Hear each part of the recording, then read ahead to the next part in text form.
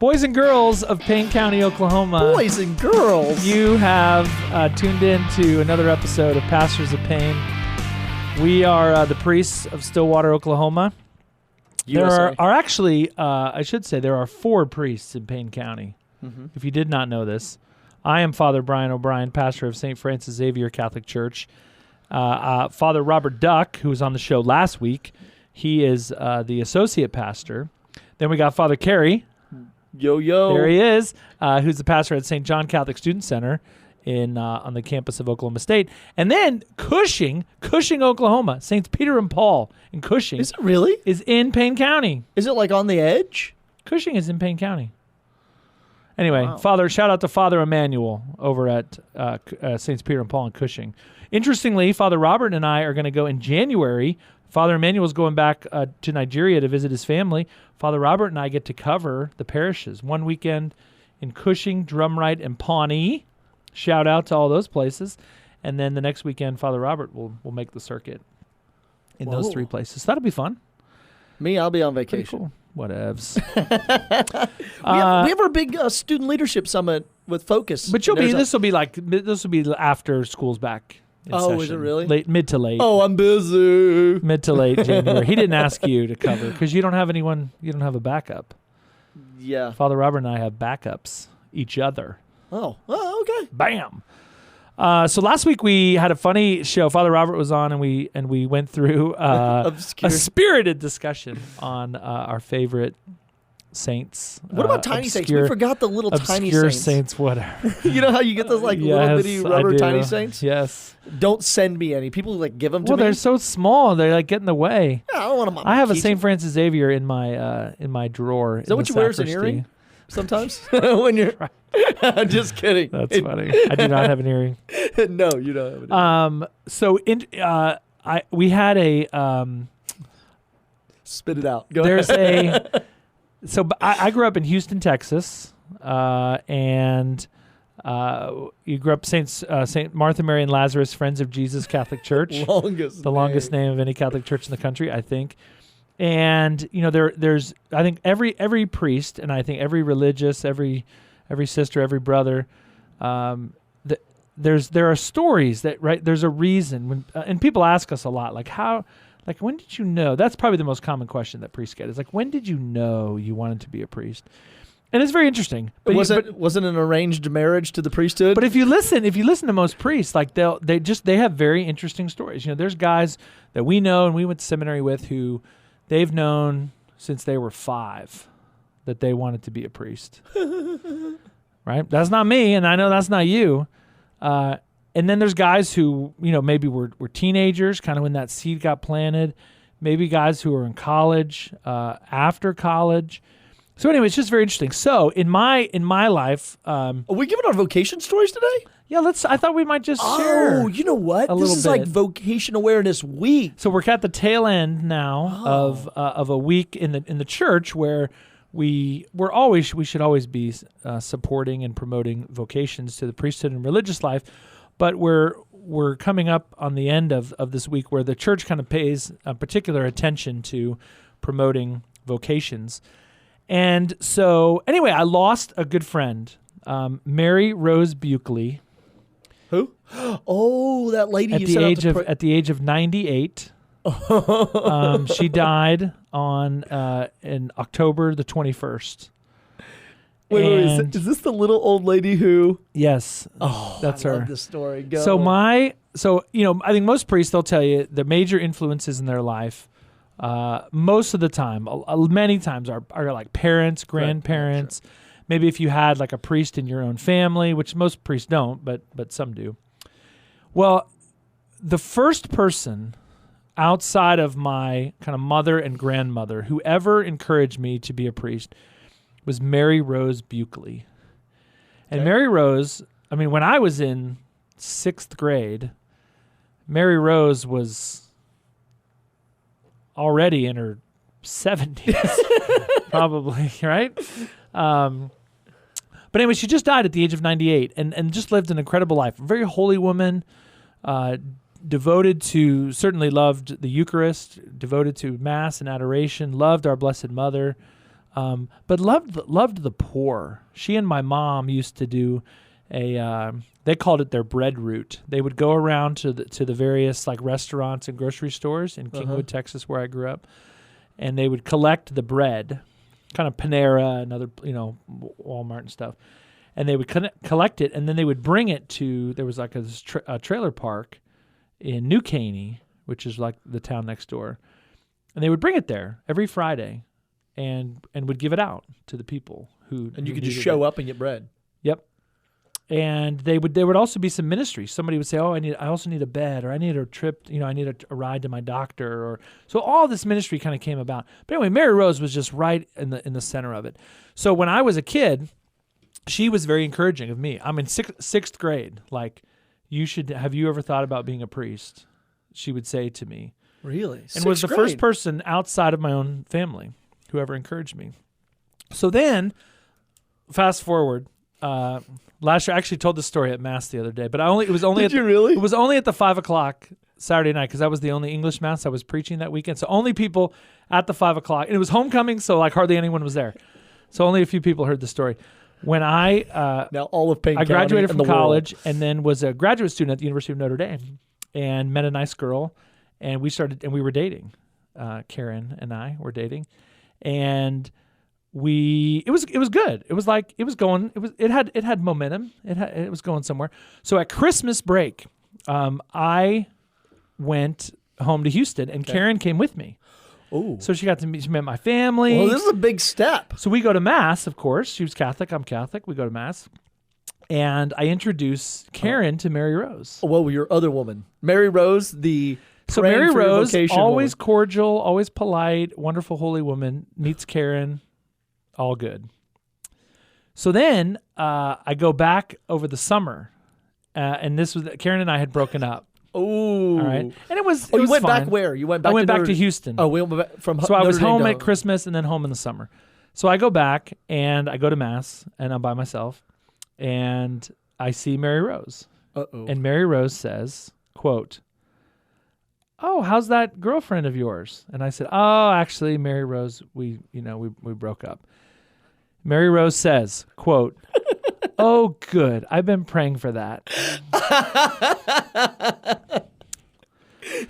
So Mary Rose Buckley, we just celebrated All Saints, where we All Saints is about not the saints necessarily that we know about. It's about kind of all these other. Mary Rose has got to be in that.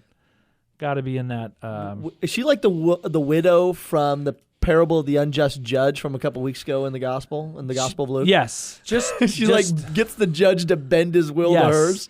She just was an incredible influence, both by her example, but then also, and this is where I think here in Payne County and wherever you live, like we don't encourage young people enough with our words. We sort of have this assumption. We see you. I know you do. Whoever you are.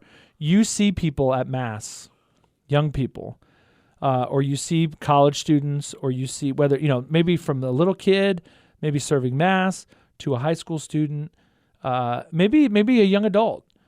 You see them, and you see how devout they are, or you see their heart, and you think to yourself, wow, that guy'd be a great priest or a brother.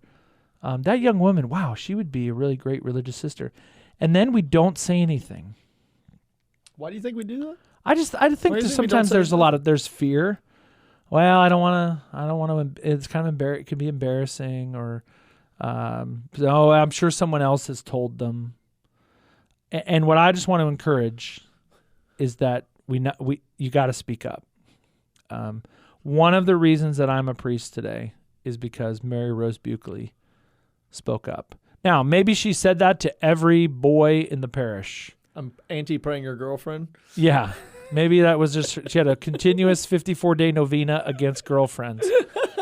But I don't think so. I think she saw something in me as a little kid and said, I got to say something. And then she did. And it was greatly encouraging to me. And to this day, years later, decades later. So anyway, we got to speak up. We got to speak up. If it hadn't been for Mary Rose, you wouldn't be the pastor of Payne. Put her there, brother. Maybe not.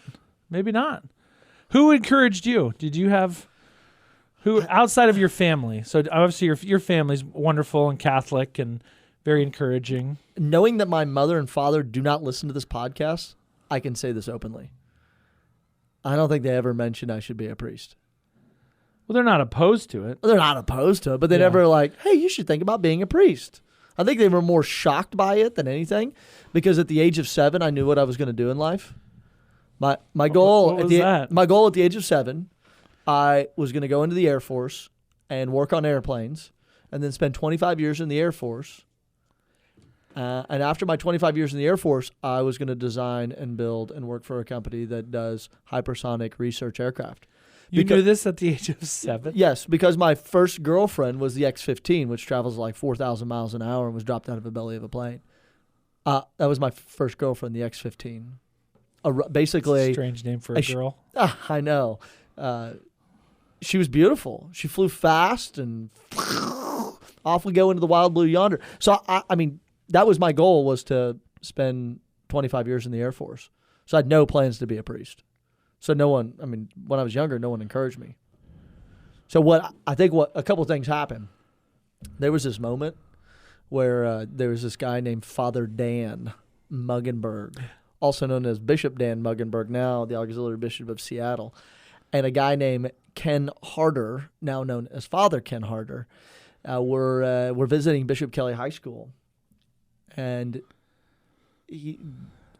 Father Dan, Bishop Muggenberg, worked there at the time. And so he got a bunch of young guys together, I think it was after Kairos or one of the retreats or at the end of the year, and just said to these dudes, hey, you guys should consider being a priest. And then Ken Harder gave his sort of vocation testimony that, he got his master's degree in mechanical engineering, was working, just bought him like a brand new Japanese race car, was engaged to get married, and then really broke it all off to go to seminary to be a priest. And he said this story. He's telling us the story. And he gets to the end, and I say, you know how I kind of say things? Yeah. I said, that is the stupidest thing I have ever heard. You said that out loud? I did. That was rude. Yeah, whatever's going on in my brain usually comes out of my mouth. And so I had this whole idea. And, I went to Catholic schools, and, I used to think, when I was a little kid, that priesthood was easy. All priests did was celebrate mass and then go back to the rectory and just watch TV. Yeah, that's about right. So there I was, age of 19. I enlisted in the Air Force when I was 18, right before graduating from high school. Went off to boot camp in February 1st of 1995. And so I was a 19-year-old kid, and I was sitting literally on the parade deck underneath our basic training building, and I was polishing my leather boots. Guys we don't wear leather boots anymore. I was polishing my boots, and I heard this voice, absolutely super loud voice, say, if this military thing doesn't work out, you should be a priest. And I turned around to look because the voice was so loud. I thought people were there was all these people out smoking and talking on the phone, on the pay phones, and different basic training battalions gathered together. And so I was like, wait. That doesn't make a lick of sense. That doesn't make a lick of sense. Like, where did I hear that from? Like, where did that come from? If this military thing doesn't work out, you should be a priest. Very clear and very loud. Very recognizable. Is that the only time? No, I get to that? There was a third time as well. Goodness. That all this happened. And so as I traveled the world, I got confirmed at Camp Humphreys Army Post in South Korea. I was an Air Force detachment there. And when I got confirmed that was like 1999, I was confirmed. Because we didn't have a bishop in the Diocese of Tulsa in 94 when confirmations were going on. Oh, yeah. So I just kind of slipped under the radar. So I got confirmed. And what was wild is I started going to daily mass almost immediately. I started going to daily mass there at Camp Humphreys. And then when I went to Langley Air Force Base, I started going to daily mass there and working out at the gym right across the street. And this little old blue-haired lady one time said, I think you should be a priest. And I was like, blue-haired ladies rule. Out of nowhere, like, I don't even remember her name. And then on another occasion, Father Ed Moran was standing at the door of Langley Air Force Base Chapel, right there across the street from the gym. And I'm walking out of daily mass, and then I lied to a priest. I looked him right in the eye and lied to him. You know where liars go. They go to confession. That's right. So he said, "Hey, Kerry, I'd like to talk to you about your vocation." And I said, "What's a vocation, Father Ed?" And he said, "I think you should be a priest." And I said, "I think you're crazy." But I took him up on the lunch offer anyway, because free meal, lunch, yeah. free lunch at a really great barbecue place. So there was a lot of stuff that was going on at that time of just like inner turmoil, because I had all of these experiences throughout the previous 12 years of my life where the priesthood had shown up like a very clear, if this military thing doesn't work out, you should be a priest. So in 2000, I was getting ready to re-enlist in the Air Force, and I was going to do another 6 years in the Air Force. Don't do it.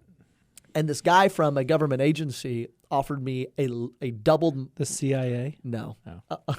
Offered me a lot of dough to go do satellite communication stuff for this government agency. And I was like, yes. So I went out to Colorado, and when I got out there, I couldn't stop thinking about priesthood as well. See, I think there's a misconception people have sometimes that it's like you read, like Acts of the Apostles chapter 9 is the conversion of St. Paul, Mm-hmm. and it's a very dramatic story. Paul is being a turd. I mean, he's killing people and persecuting Christians, and like God like strikes him down, and he, scales over his eyes. Uh-huh. Jesus appears to him. So we have, I think, sometimes this, and there are stories like that. I mean, I know people who have had kind of really sort of one-time dramatic conversions. Most of the people that I know who are priests or religious, it was not a dramatic scene. It was, I mean, in your case, this is over the course of, from the conversation with Bishop Muggenberg and Father Ken. That was 18. To now I'm like 23 and a half. To 24. go saying I'm going to seminary. I mean, that's 10 years. Yeah. There's a good chunk of time. Yeah, I went to seminary when I was 26. Yeah. That God is like revealing over time what he wants of us. Yeah, I think one of the biggest moments in this whole shift, which got me out of the Air Force at the age of 24. What got me out of the Air Force at the age of 24 and not out of the Air Force at the age of 43, which would be next year. Oh man, that's crazy. What happened? There was this moment. I was sitting in MEPS where you have you get your physical, and then they select your Air Force specialty code of where you're going to go to boot camp. And so I was headed aviation, airplanes, jet engines, all the way. And I'm sitting in the sound booth, and I've got my earmuffs on, and they're testing your hearing. And so there's these little noises that go beep. Then you raise your hand. Yeah. No, you push a little button. Oh. You push a little button in a thing. Well, so I'm doing wonderful because I have really good hearing. And then all of a sudden, a guy starts shuffling his feet. And I can't hear the noises. I hear it and I was like, is that a beep? And so I push the button and I'm listening and I hear this guy shuffling his feet and kind of moving his hands. And then I was like, was that a beep? And then the guy who is the person running this whole sound ear testing says, "Number 4, stop pushing the button." That was me. So I was pushing the button because I couldn't hear. So I failed my hearing test. And they wouldn't let me go into aviation because I had a 10% hearing loss in in my left ear, which was the same side as the number 3 was rubbing his stupid feet on the ground. So hate number 3. So I had to drop out of VOTEC, which I was getting my airframe license my senior year of high school, and I was going to do that for the next year. And then, so I had to go a whole nother branch. So I went satellite communications branch. Well, what was really hilarious is I had to go, you have to do another physical before you go to basic training. And they ran me through the whole gauntlet again. I do my hearing test, and they're like, "Wow, your eyes are really terrible, but you have incredible hearing." I have better than perfect hearing. Yeah. It's awesome hearing. But if it hadn't been for that guy in that sound booth rubbing his feet, I would have stayed in the Air Force 25 years and would never be a priest and a pastor of Payne. That's crazy. Okay, so this is the rest of it. So aviation has played an incredible role in my life of conversion and just like the joy of living. So I'm bouncing around the country. I can't settle. I'm just running. I'm running from the Lord. Like every time I hear you should be a priest, I run. So I was down in I was down in Herbert Field, Florida, at Fort Walton Beach area on a job working for this government agency, and I had my feet propped up, and I was in a high-rise condo. So I was living in Colorado and in Florida on the beach, in the mountains, in Colorado Springs, and then on the beach. And I had my feet propped up, and I was looking out this big glass window. And I just spent the previous hour or two just out running and swimming in the ocean and just having a real good time during the end of summer in Florida. And I got my feet propped up, and I said, okay, Lord, why do I have more money than I can spend? An awesome girlfriend.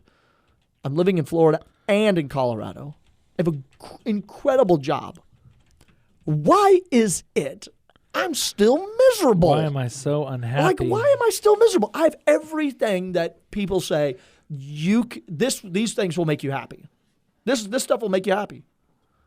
I'm getting my education, electrical engineering, space comm paid for by this government agency. Mm-hmm. Like, and then I hear this voice say, the same voice I heard polishing boots. Go the distance. He's going the distance. He's going for speed. No, I heard the same voice say, it's because you're supposed to be a priest. Why am I so miserable? Wow. It's because you're supposed to be a priest. So what do you do when you hear a voice like that?